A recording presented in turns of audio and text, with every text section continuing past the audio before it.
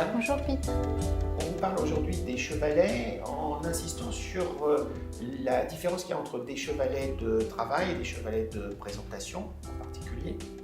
On va aussi vous parler dans cette série de vidéos de ce qui gravite autour du chevalet, les appuis-mains et un certain nombre d'accessoires autour. La gamme est très étendue, on ne pourra pas tout voir, mais on va prendre les catégories principales. Voilà, donc on commence ici avec le chevalet de présentation. Donc ce n'est pas un chevalet pour travailler dessus, pour peindre, mais bien pour pouvoir poser son tableau et le présenter, ou alors pour le laisser sécher. Donc il n'y a pas de possibilité d'inclinaison, donc il n'y a pas d'articulation pour pouvoir l'incliner.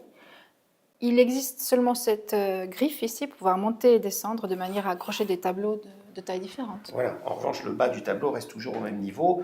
C'est vraiment le simple, c'est plutôt un chevalet esthétique.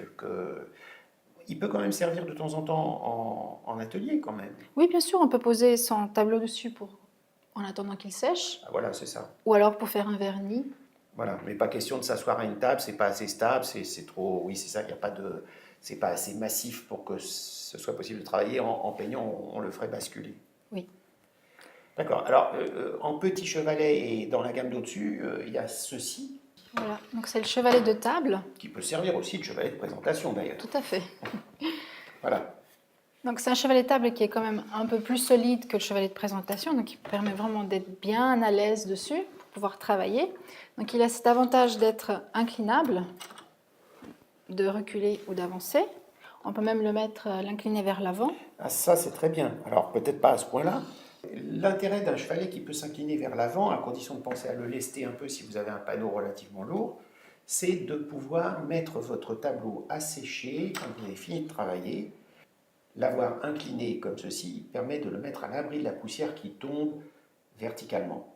Bon, la poussière qui virevolte, évidemment, celle-là, elle peut toujours toucher le tableau, mais ça va enlever un grand pourcentage des poussières qui peuvent venir impacter votre surface peinte. Et vous savez que la poussière, après, on ne s'en débarrasse plus, donc il faut être très vigilant.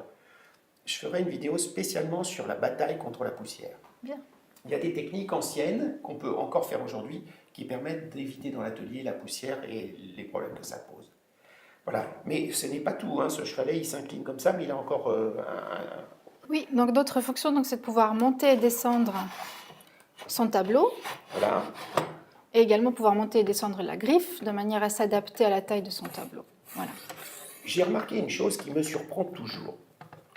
J'ai toujours vu des gens peindre, ils peignent dans le bas du tableau, pliés en deux, ils peignent dans le haut du tableau, perchés comme ça. Les chevalets de travail sont faits pour monter ou descendre, il faut toujours s'installer de façon à ce que les bras ne fatiguent pas et que le regard soit devant ce que l'on fait. Donc on est assis, on veut travailler dans le bas du tableau, on monte pour avoir devant les yeux le bas du tableau. Pourquoi se compliquer la vie quand on peut faire simple? On a encore beaucoup de types de chevalets à voir. Oui, il y a les chevaliers d'atelier, les chevaliers de trépied, aussi le chevalet de campagne. Oui. Et puis le chevalet classique, le plus stable, le plus grand, on terminera peut-être par ça. Il y a même encore un ou deux chevalets dont vous n'avez peut-être jamais entendu parler. Ah. On va vous montrer ça. Alors, à bientôt. À bientôt. À bientôt.